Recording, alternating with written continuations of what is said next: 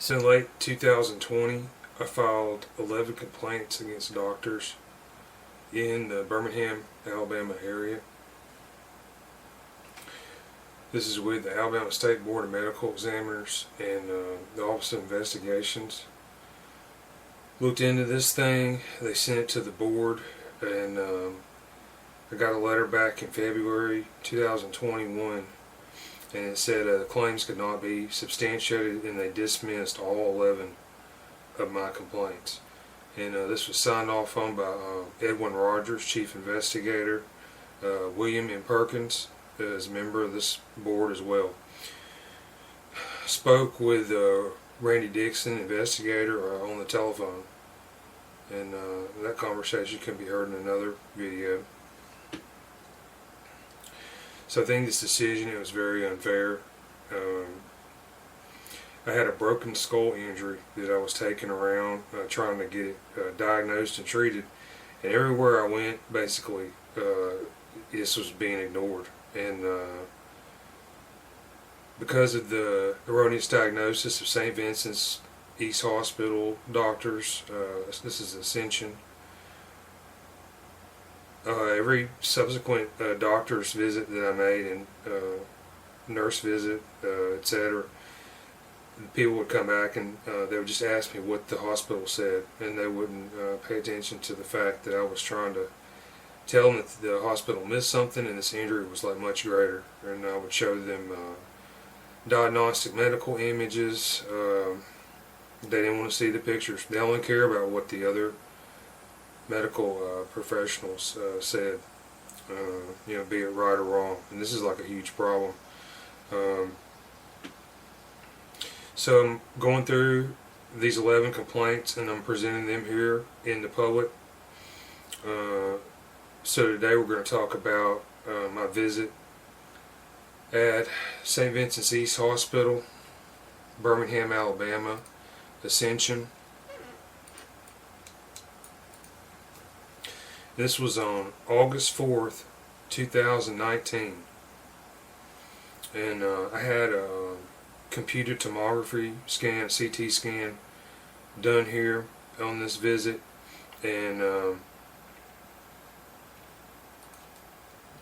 it was reviewed by two doctors, Navid Zenooz and Donald Shane Kelly, and they both noted no acute finding. This CT scan was done with contrast. They should have been looking for anomalies in the soft tissue of my neck and the head. Anomalies show up, and they were not noted. And this is like so sad. At this point in 2019, when I had this scan done, I was dying. And I went into this place. The emergency room doctors, they diagnosed me with leukocytosis. I had a high white blood cell count. Bilirubin was high.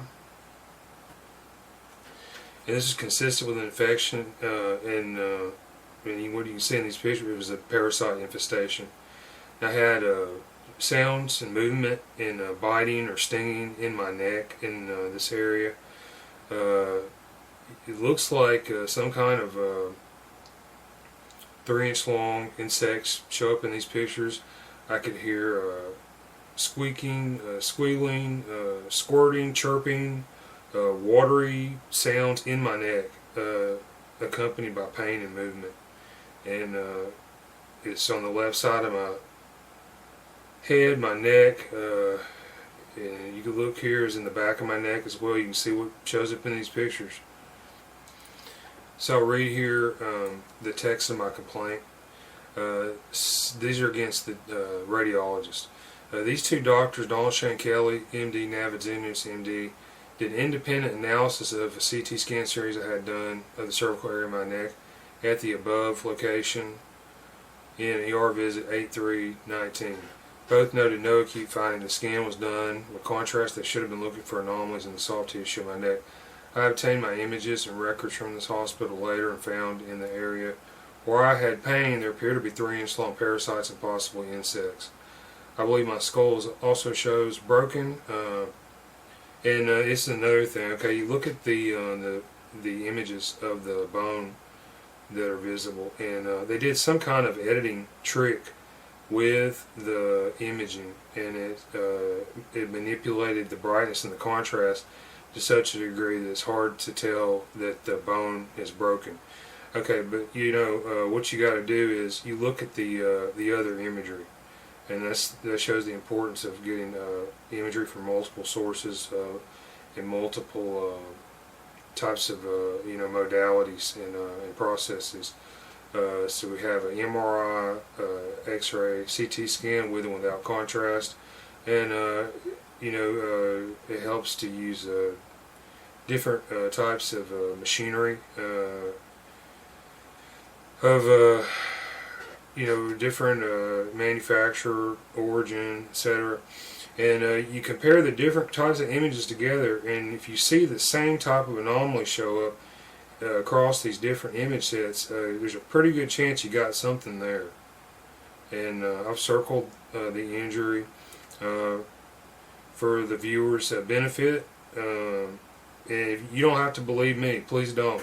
Take these images to your trusted professional, your friends, your family. Show it to them. You trust them. Trust what they tell you, and they'll tell you that I'm telling the absolute truth with this stuff. I got hosed. So after I had the CT series done, they sent it off to Eris Radiology,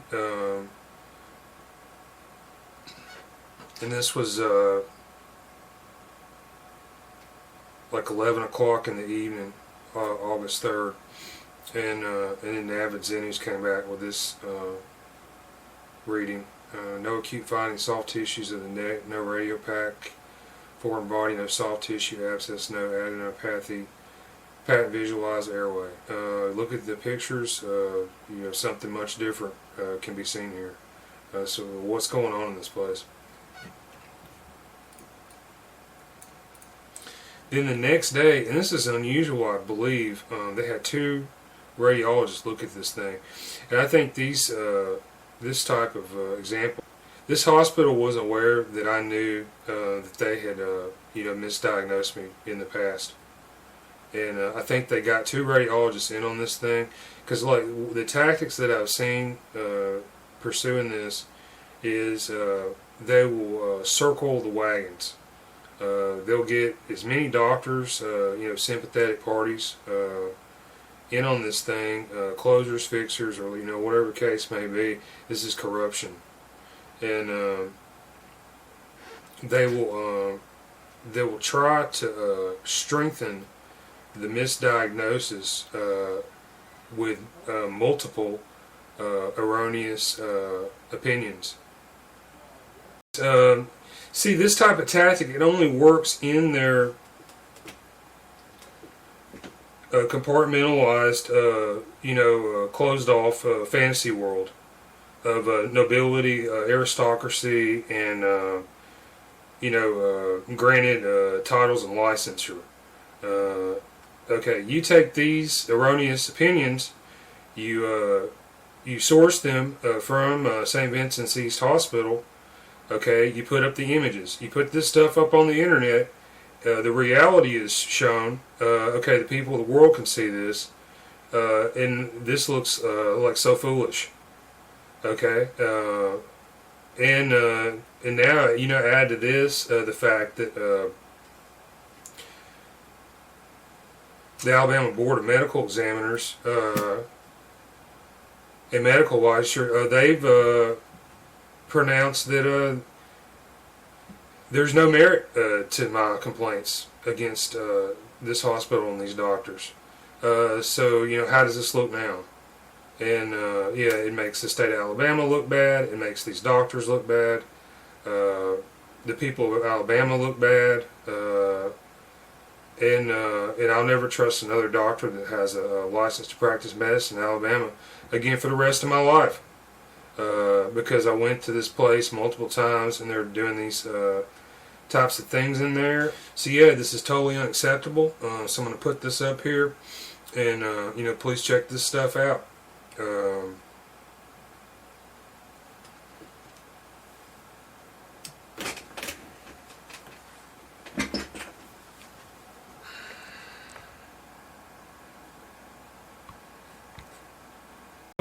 The reason for the misdiagnosis, I believe,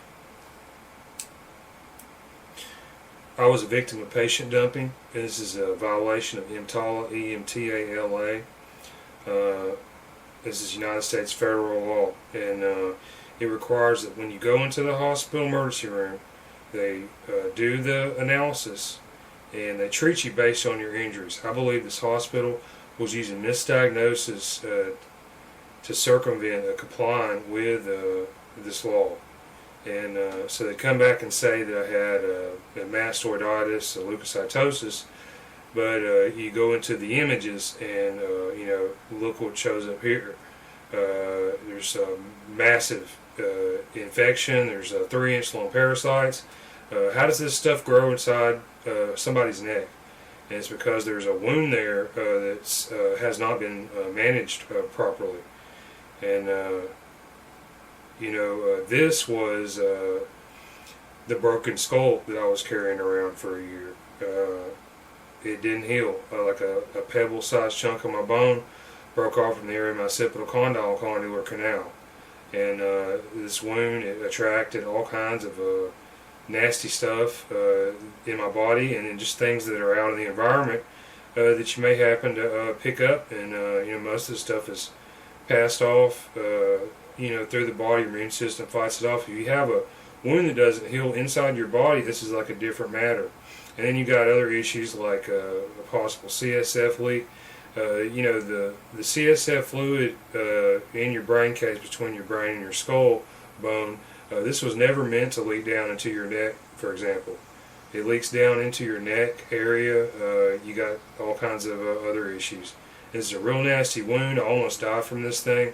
I had to figure out what happened to me. I bounced back, and now I'm trying to fight this thing. So on this emergency room visit, this was with Dr. Frederick Jones, St. Vincent's Hospital, Birmingham, Ascension. They took this wound and this diagnosis. I asked for antibiotics to treat this. They would not give me antibiotics, and the referral I got from this emergency room visit, it was the dial nurse. So, okay, you look at this wound, this injury. I had an issue here that probably needed emergency surgery. I probably need to call some doctors and wake them up out of bed or something. Some of the best talent in Birmingham. But they didn't. And that's because they chose not to correctly diagnose me. And this is not acceptable. If this happened to me, I'm willing to bet that there are people out there this happened to, and they weren't so lucky. And, so people in Alabama, you might want to consider the things that I'm saying here.